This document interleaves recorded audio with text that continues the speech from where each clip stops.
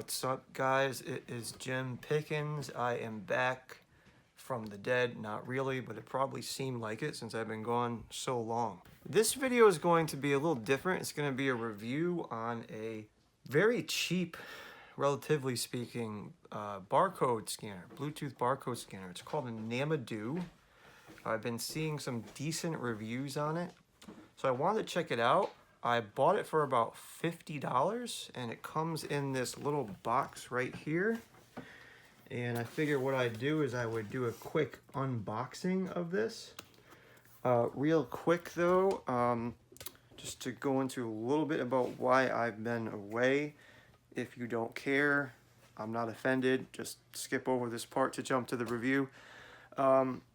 What actually happened was around September, October, I took a little bit of a break and got into some gaming, some PC gaming. And what happened was my posture was kind of off a bit. And I was playing kind of a lot. So what happened was I ended up getting a carpal tunnel, which is nothing more than really tendinitis, just really stiff muscles, mostly coming from the neck, because what happened was I had kind of a forward head and that was traveling down into my arms. Just knowing this though wasn't enough to fix the problem. I was able to solve that issue going forward, but for literally 4 months I was out of commission completely. With that said though, finally it's over, thank God, and I'm back. So if you sat through that, great. On to the review.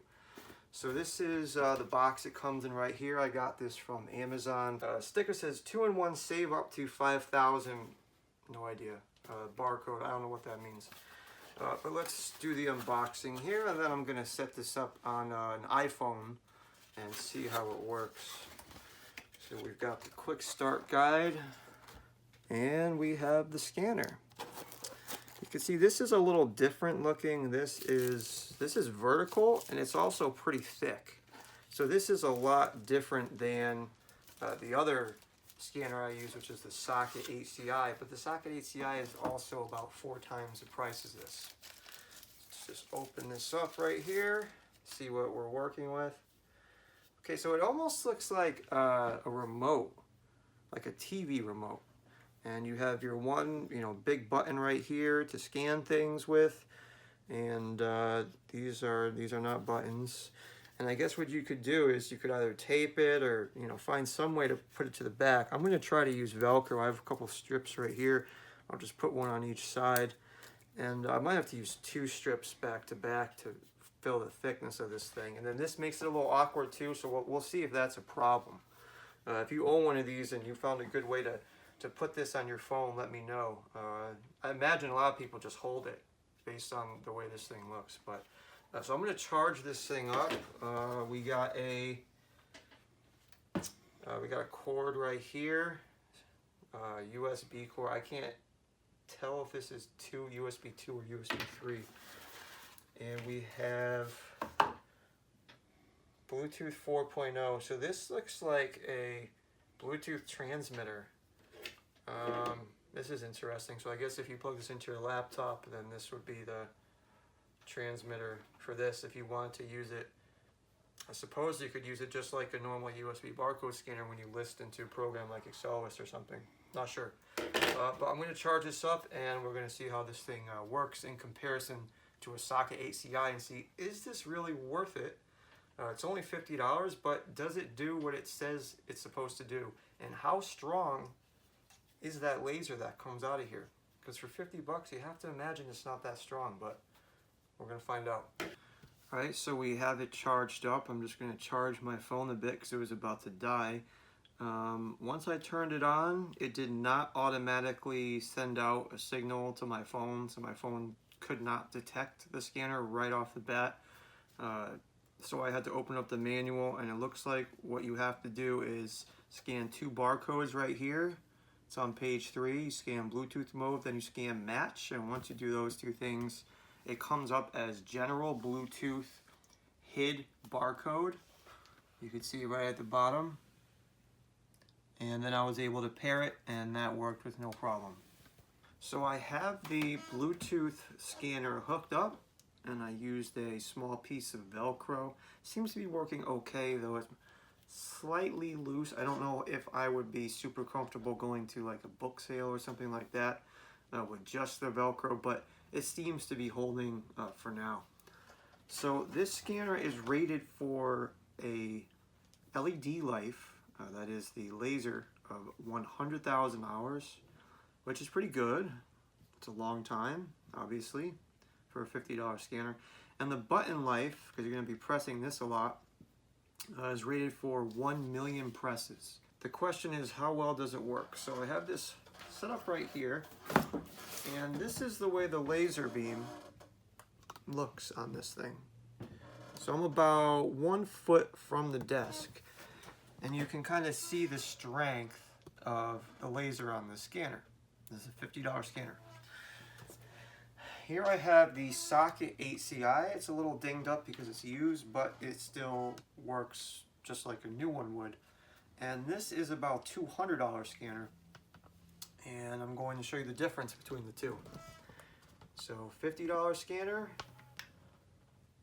$200 scanner. $50 scanner, $200 scanner. So you can see the difference here. And what I noticed was, while I was scanning through the books, every now and then it wouldn't accept the scan. I'd have to do it again. But then once I kind of got used to using it, they did go through. So let's scan some books and let's see in a real world scenario how this thing works out. Came up pretty quick. Read the barcode. Let's move on. Not too bad. Came up. Got to put an ISBN. That's not really going to test the scanner out, so we'll skip those. Pretty quick. Okay. Let's try a little bit farther away here. A little bit too weak. Let's go a little closer. Still having issues. Okay, so about 6 inches. You don't want to go too much further than that. And works just fine there, so just make sure you are close.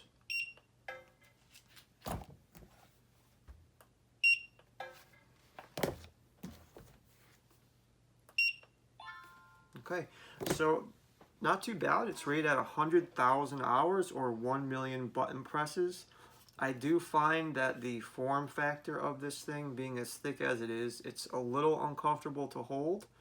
But it does what it's supposed to do, and that's scan barcodes. So that's what really matters. It just turned off on me, and that's something to note here, is that there is a setting in here, supposedly, it's supposed to keep this thing on for 20 minutes, or you can even set it to not turn off at all.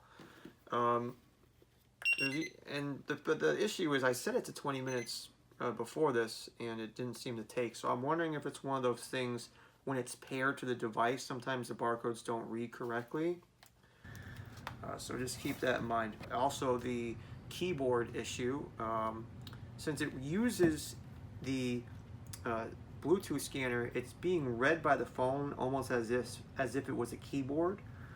Because of that, sometimes you can have issues with your Android or iPhone keyboard coming up.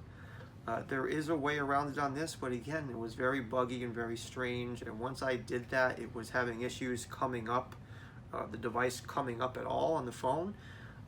So again, having some issues there. Whereas with the socket 8CI, when it's connected, all I have to do is scroll down from the top, and it says choose input. And all I have to do is, where it says hardware keyboard, I click off. Again, this is on Android. And then that's it. So it's hard to say, if I use this on the Android, do I have the same option? But so we have the socket 8CI. Let's test this out. It's running low on battery. I didn't get to charge it much. So let's see how this guy works, okay? So we'll do the same thing, about 6 inches. And you can see immediately, now I have the volume turned off on this, but it came up immediately. And you could see the difference between the strength of that laser. I mean, that has got to be 5 times brighter than the $50 barcode scanner. This did seem to work, but just keep in mind that you could have some issues depending on the lighting, depending on your angle. I did try different angles with the Nadamoo scanner. For instance, like 45-degree angle scanning, and it did seem to take regardless. So it seems to be at an acceptable range, but it's probably not too far close to being out of range, if you know what I mean. So this is working pretty good, 6 inches away, just like this one. We're having no problems. That you could see how we could see how fast it takes by when the laser disappears. So you see that was like instant. Move on to this one. Let's try it a little further away. We're at more like 6 inches now. Again, came up really quick because the volume's working now. I guess on rejects the volume seems to be working. Let's try even further away now. Let's try about a foot. So we're having the same issue pretty much. Let me try a different book here. Let's see. So a foot is a little bit too much for this to handle. Try about 9 inches. Same issue. No, it did take. It did take. So 9 inches it took. Whereas the limit on the $50 scanner was about 6 inches. So a little bit further you can scan away from. We'll put maybe a little closer, like 7 or 8. And again, it's taking very quickly.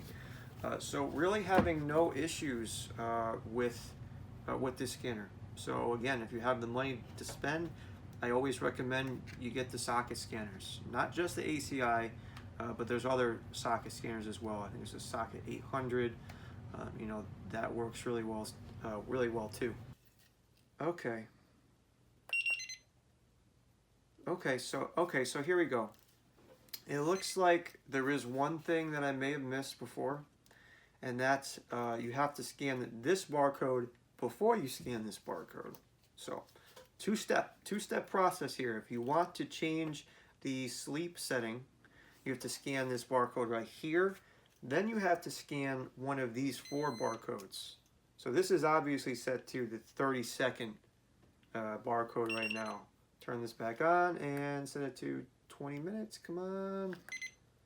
Already connected to Bluetooth, so I might be out of luck. I might have to unpair it and do it again. So into sleep time setting. See, this is not. Oh, there we go. I don't think it worked though. I don't think it worked. So what I'm going to do is I'm going to disconnect it from Bluetooth, and then I'm going to do it again. So I turn Bluetooth off. This blue light should turn off because it's no longer connected. And once this thing turns off, there we go. You heard that beep? That means you lost connection. So now that this is not connected to this, now I can do it. Okay, I scan the top one. I'm going to scan 20 minutes. And I scan that. I'm going to do one more time.